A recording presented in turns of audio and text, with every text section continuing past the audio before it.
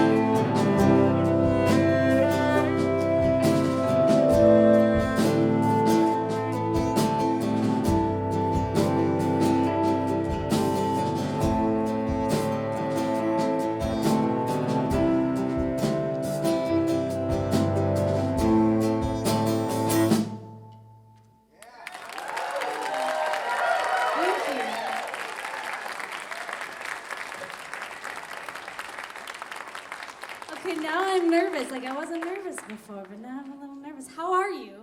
Yeah, for real? Yeah, good. Okay, we'll talk later. It's all good. My name is Brianna Lane. Thank you so much for being here and sticking around all night. My piece is called Awareness Month. It's all about living with chronic illness, chronic invisible illness. And every song chronicles about 4 days of my cycle, and it covers about 1 month's time. And chronic illness, whew. Fun topic. It's not all gonna be doom and gloom and, stuff. I'll prove it. We'll start on a good day with a sense of normalcy.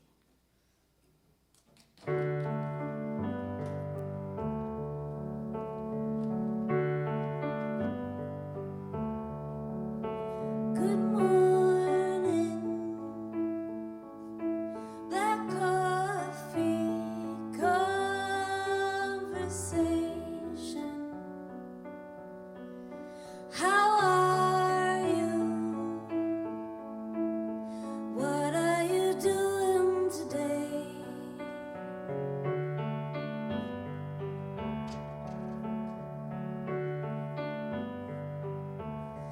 Everything is ordinary. Everything is calm. My time's not tight or twisted. Everything feels at home.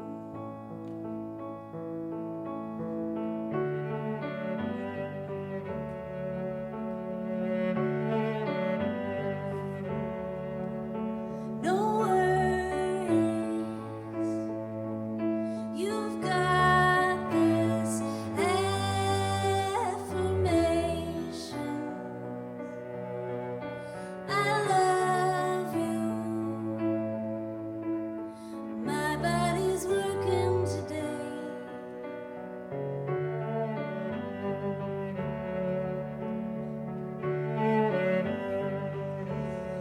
Everything is ordinary.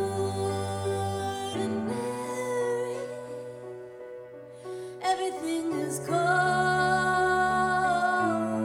My time's not tight or twisted. Everything feels at home.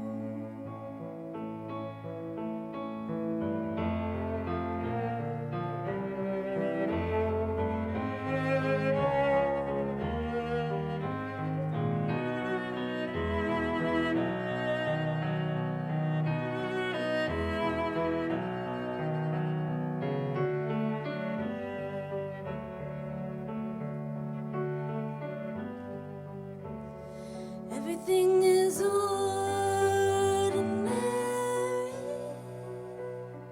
Everything is calm. My time's not tight or twisted. Everything feels at home.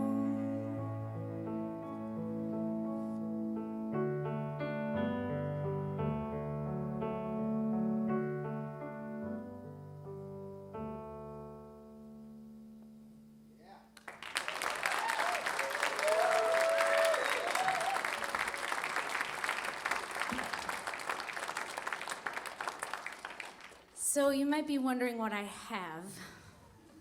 I don't look sick, do I? I look kind of cute tonight, right? That's pandering, thank you for playing along. Yeah, okay. So does my diagnosis really matter to you? I considered not sharing my diagnosis as a part of this project because there are so many different ways to be sick that if we separate them for the sake of social conversation and awareness, we might be splintering our abilities to show compassion to everyone. When talking about chronic illness, there's a danger of comparisons or competition about who's more sick, or sick folks resenting healthy folks. Perhaps someone in this audience is thinking she can't be that sick or else she wouldn't be able to do this project. Well, believe me, it was challenging. I haven't worked with a band for years because of my unpredictable health. These folks up here are angels to be working with me. I am so grateful to the Cedar and the Jerome Foundation for believing I could even pull this off. Chronic illness is not a competition about who has the greatest ability or disability. Folks who are chronically ill, whether that means they have depression, hydrocephalus, Lyme disease, or MS, these folks are aware of their illness every single day, even on their good days, the days that they feel healthy. Healthy folks often take their healthy bodies for granted and don't understand the things that they do to remain healthy may not work to make a chronically ill person better. No matter how similar our physiology is or how much we know about the inner workings of the human body, there is still so much that we don't know. And things that work for one person might not work for another person. Our bodies are complicated. I was diagnosed with depression and anxiety when I was 21. And during my 20s, I recall telling 7 or more doctors that I believe I have Premenstrual Dysphoric Disorder, or PMDD. And it wasn't until I was 37 that I found someone who believed me, and I was officially diagnosed by a licensed therapist. But what is a diagnosis if there's no cure? No treatment plan that'll work. I finally found a practitioner who to work with. She's here tonight, actually. That, in her words, likes to do the medical detective work that it takes to figure out what is actually going on. Let's do assessments and test and get some answers so that we can figure out how to treat you right. That's just not normal. That's good stuff. After some sleuthing, it turns out that I have Lyme disease, yay, and my premenstrual dysphoric disorder might be caused by the Lyme disease and co-infections. No matter what you call it, the reality is I have PMS so badly it renders me unable to live my life normally. I live by the calendar. I have planned my life around my period for 20 years. When I was younger, I had about 5 to 10 really tough days a month. As I got older, my cycle shifted gradually, and now I have about 5 to 10 good days a month. I'm tired all the time. Sometimes my joint aches, I get migraines, I get headaches, I have horrendous cramps, I get rageful and incredibly anxious right before my period. I get depressed. Sometimes I get this weird thing where I can draw a line down the center of my body and the right side works perfectly fine and the left side feels like it's crumbling.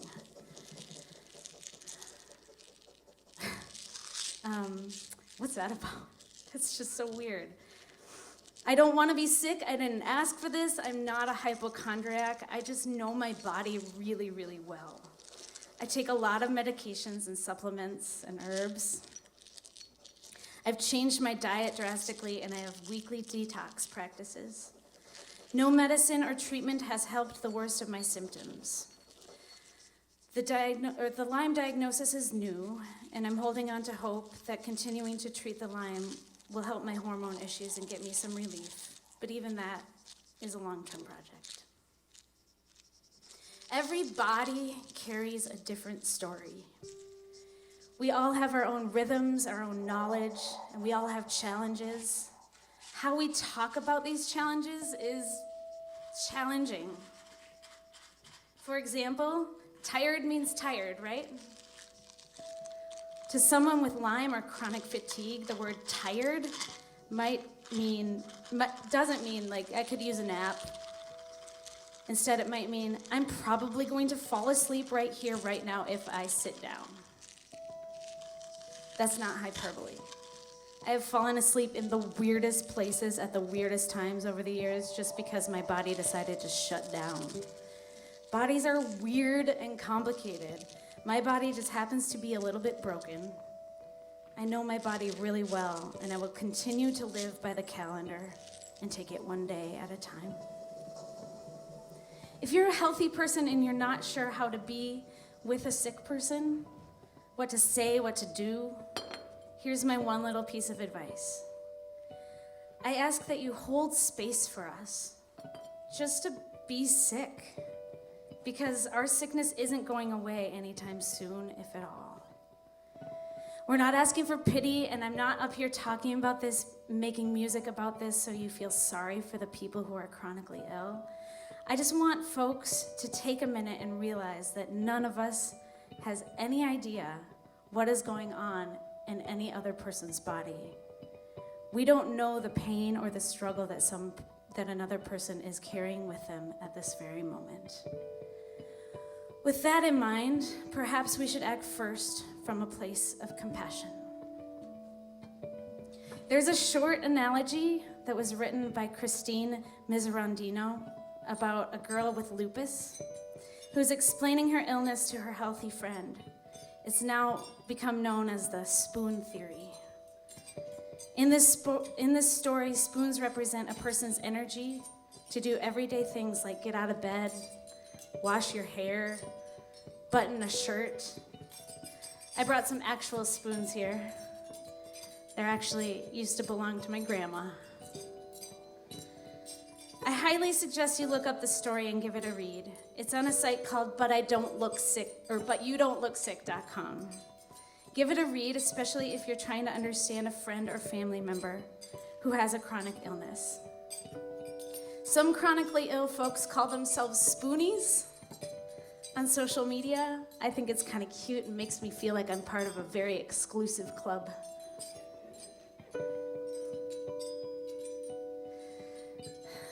Sometimes we say things like, I have 2 spoons today. Or my partner will say to me, perhaps you should save your spoons for your show tonight. He's awesome. If you're curious about more ways you can support folks with chronic illness, there are so many quick reads if you just Google what to say or what not to say to sick people. I encourage you to do the work that it takes to become more understanding and supportive of the folks around you. Perhaps try and find little ways to help folks replenish their spoons. Perhaps researching your friend's specific illness so you can hold space for them on their bad days and share some goodness with them on their good days. I want to get back to the music, and I promise no more monologues. I do hope this piece sheds some light on what invisible illness really feels like. At least I hope you like the music for music's sake. It's been amazing to work with these musicians. We all stepped out of our comfort zones and collaborated to really figure out what sickness sounds like. Perhaps to evoke a sense of sickness or struggle, tension, and relief. I'm so grateful to share this vision with them and to hear Awareness Month come to life. As I said before, I have about 5 to 10 good days a month before the depression, anxiety, soreness, fatigue, and pain all set in, or what PMDD folks fondly call Hell Week. During my good days, I know what's coming, so there's a sense of urgency to get everything done before I'm useless. I have 52 spoons, and I better use them all on everything before they go away. Then it's Hell Week. Then I get some relief, and perhaps normalcy. And then Hell Week again, and then you get the idea. I live by the calendar, and this is just my story.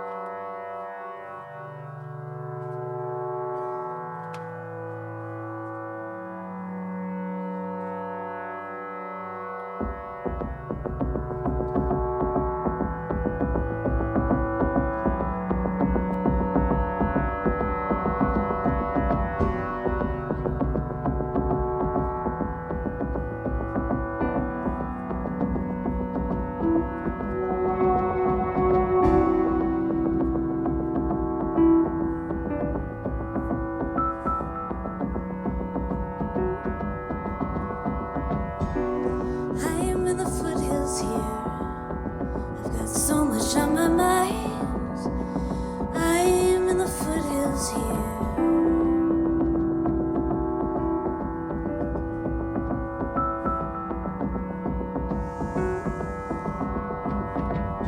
I'm in the foothills here.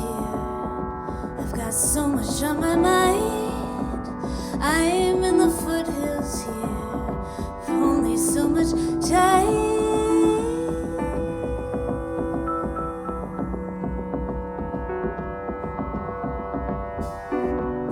Walking towards the mountains, only way to go. Walking towards the mountains,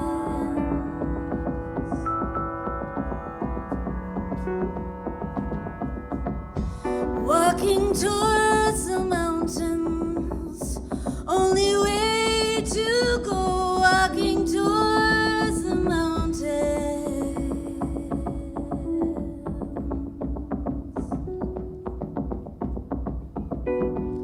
Stay in the moment.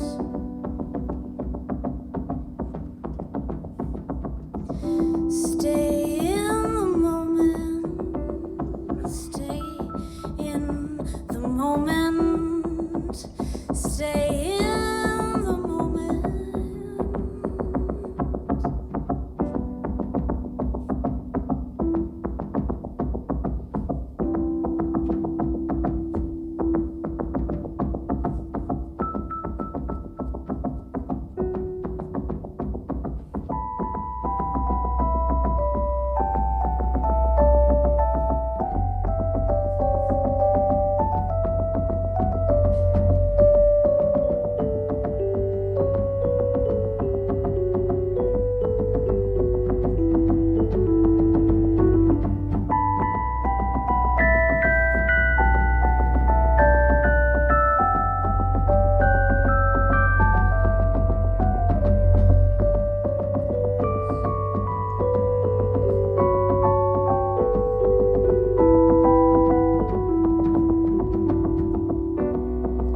I'm in the foothills here.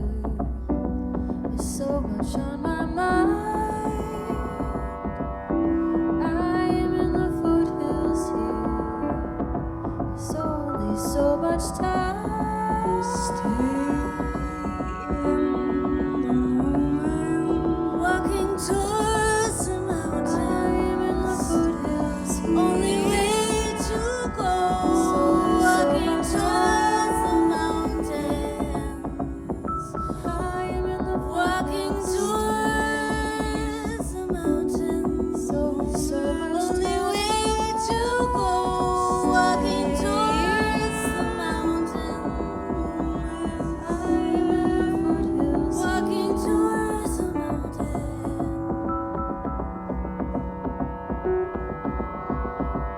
Stay in the moment. Stay in the moment. Stay in the moment.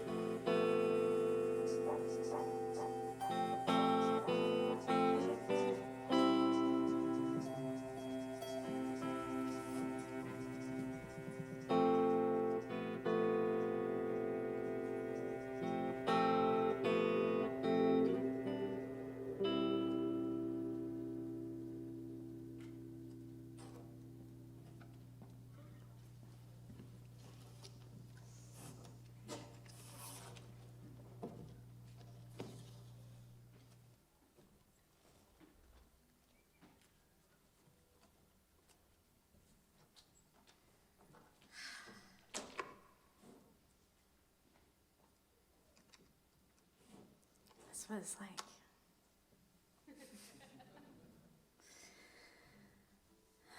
Thanks again for being here and listening. We have 2 more songs.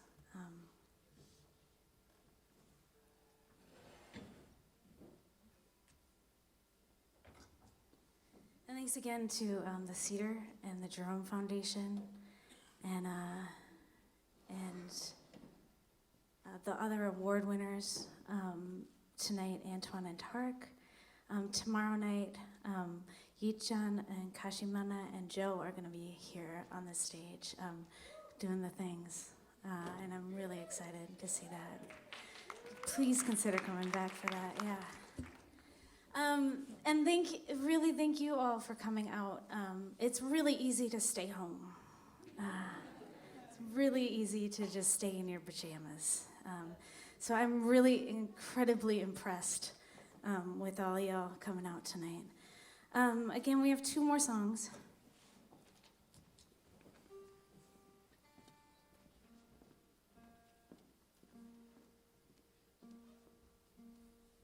I should have been tuning and talking at the same time.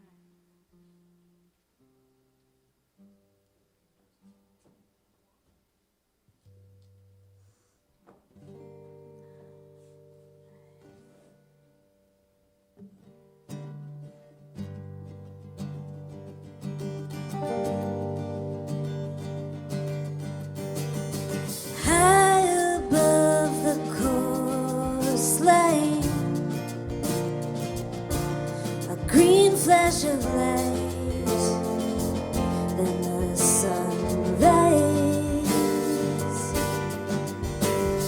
When I feel my body alive, it's just like that moment on Cadillac Mountain. I found a photo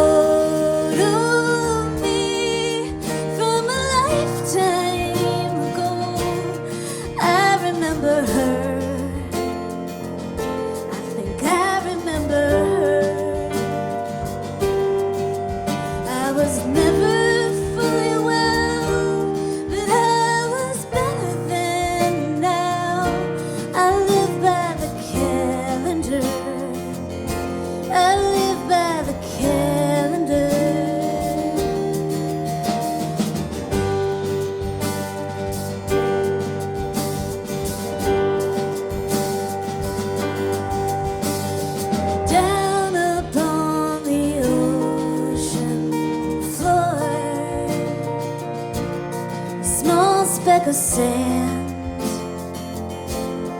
locked in a clam. When I feel my body so sore, I get this sensation I'm becoming a goddamn pearl.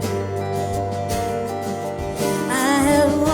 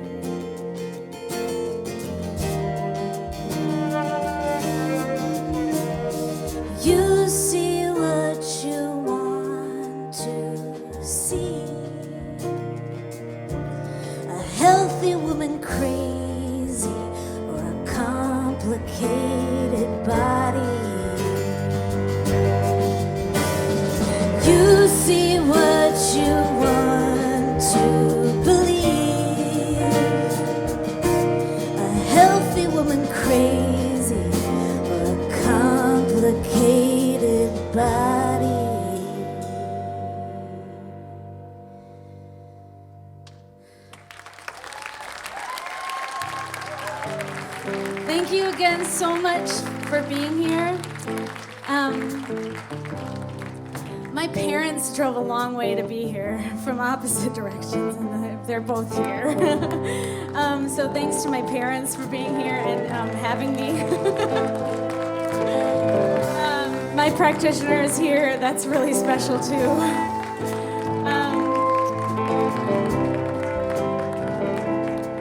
I'd like to introduce the whole band. That's Victoria Malawey on keys. That's Brandon Musser on synthesizers. That's Peter Gierzynski on drums. I've never called him Peter, he's Pete. This is Siri Undlin on guitar. Julia Floberg back there on cello. Jen Bloom on vocals. That's my partner, Greg, on trumpet and on spoon replenishment.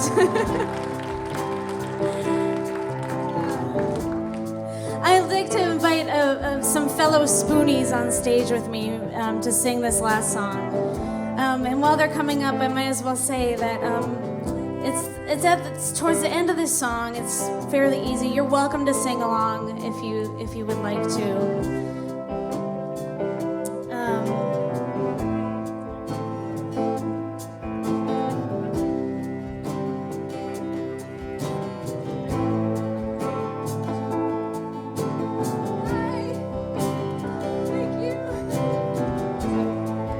They don't look sick either, do they? Cuties.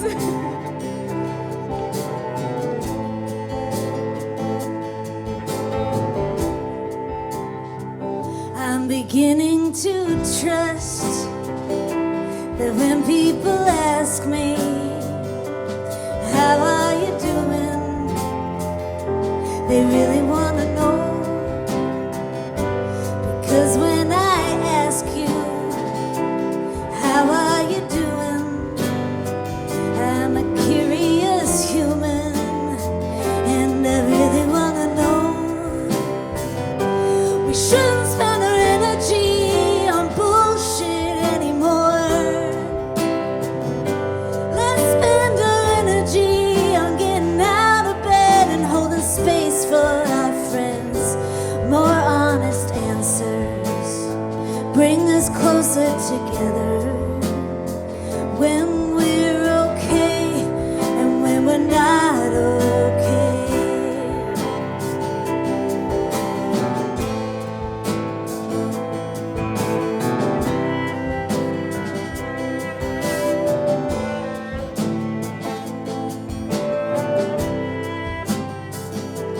Our bodies carry a story.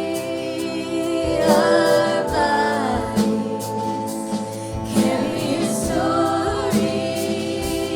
Our bodies carry a story. Our bodies carry a story. Our bodies carry a story. Our bodies carry a story.